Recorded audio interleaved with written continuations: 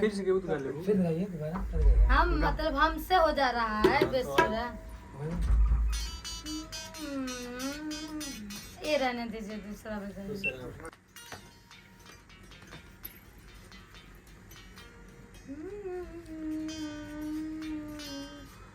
सब पाउडर हुआ तो माल पाउडर हुआ खत्म हो गया।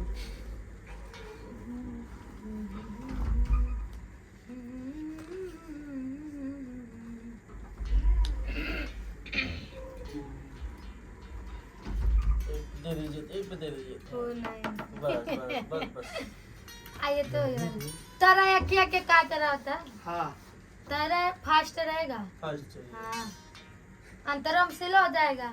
हाँ। हम मुखड़ा में फास्ट रहता है। आओ जा आओ।